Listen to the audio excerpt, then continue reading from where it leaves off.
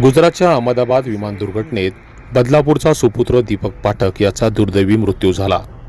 या विमान दुर्घटनेला 8 दिवस पूर्ण होत असताना अजूनही दीपकचा मृतदेह त्याच्या कुटुंबियांना मिळालेला नाही।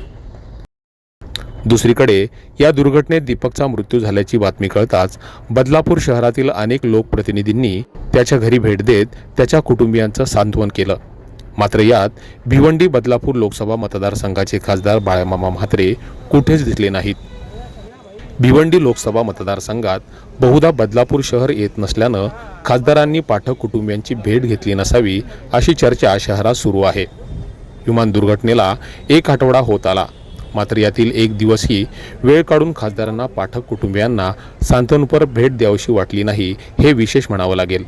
त्यामुळे खासदारांच्या संवेदना हरपल्यात काय असा सवाल या निमित्तानं उपस्थित होतोय।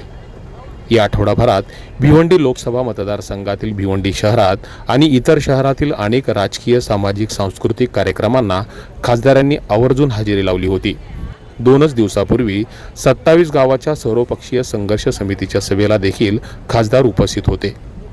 मात्र त्या डोंबिवली शहरापासून अवघ्या 20 किलोमीटरच्या अंतरावर असलेल्या बदलापूर शहरातील दीपकच्या घरच्यांना त्यांनी सांत्वनपर भेट दिली नाही। असो, खासदार सांत्वन करायला आले तर पाठक कुटुंबियांचं दुःख काही कमी होणार नाही।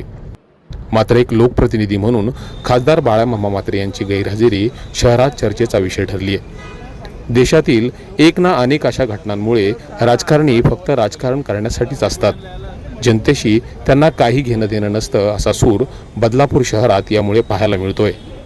Public media, Badlapur.